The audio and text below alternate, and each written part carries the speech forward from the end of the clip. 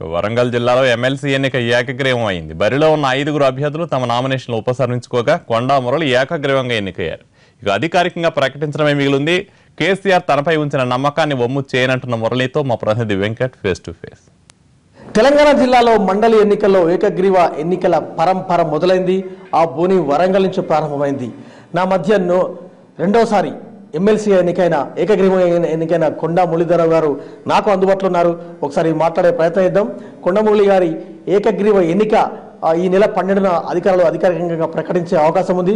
కొద్దిసేపటి క్రితమే బరిలో ఉన్న 5గురు ఎమ్మెల్సీ నామినేషన్లు వేసిన అభ్యర్థులంతా కూడా ఉపసంహరణ చేసుకున్నారు. తాము స్వచ్ఛందంగా విరమించుకుంటున్నట్టు, పోటీ నుంచి వైదొలుగుతున్నట్టు మీడియా ముందు ప్రకటించారు కూడా. నా మధ్య రెండోసారి ఎమ్మెల్సీ ఎన్నికైన కొండా మురళి గారు నాకు అందుబాటులో ఉన్నారు. ఒకసారి మాట్లాడే ప్రయత్నం చేద్దాం. మురళి గారు, హార్టీ కంగ్రాచులేషన్స్ వన్స్ అగైన్.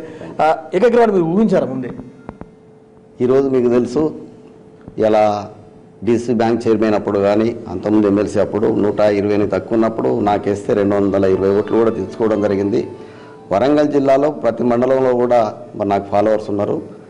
ఈరోజు ఒకటే మాట చెప్తున్నా, ఇలా తెలుగుదేశం పార్టీ కానీ మరి కాంగ్రెస్ పార్టీలో కానీ ఈరోజు నన్ను కేసీఆర్ గారు ప్రకటించిన తర్వాత వారు ఒకటే నిర్ణయం చేసుకున్నారు. ఎట్లాగో మనం ఓడిపోతున్నాం, ఎందుకు నిలబెట్టాలనే పద్ధతిలో వారు నిర్ణయం చేసుకోవడం జరిగింది. అంటే కొండా సురేఖ ఎమ్మెల్యే గారు, ఎమ్మెల్సీగా మీరు రాజకీయ రీట్రీట్ అయినట్టు మీరు భావిస్తున్నారా?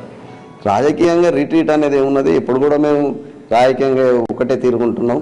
ఇలా కేసీఆర్ గారు నాయకత్వంలో మేము రావడం జరిగింది. కేసీఆర్ గారు కూడా ఇచ్చిన మాటకు కట్టుబడి మరి ఈరోజు నాకు ఎమ్మెల్సీ టికెట్ కూడా ఇవ్వడం జరిగింది. వారికి నేను కృతజ్ఞతలు. మొత్తానికి ఓవరాల్గా రాజకీయ పునరుద్ధరణ శక్తులు చూసినట్టయితే ఏ రాజకీయ పార్టీ చూసినా అందరూ కూడా టీఆర్ఎస్ వైపే వస్తున్న పరిస్థితి.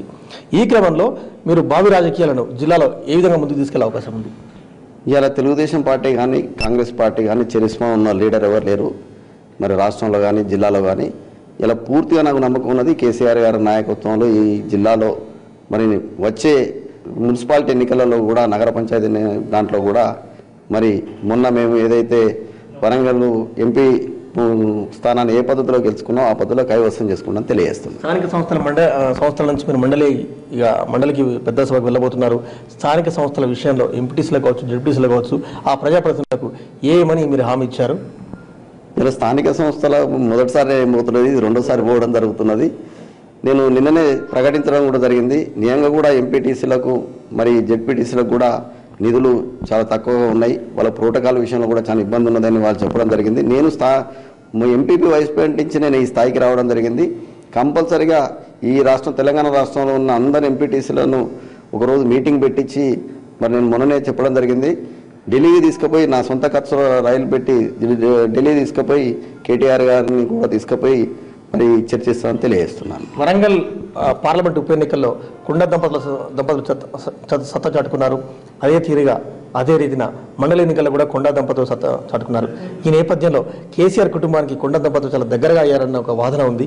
ఈ వాదనతో మీరు ఏకీభవిస్తారు? అదేవిధంగా భావి రోజుల్లో మంత్రి పదవి కావచ్చు, తర్వాత ఇతర అవకాశాలు వచ్చే అవకాశం ఏమైనా ఉందా?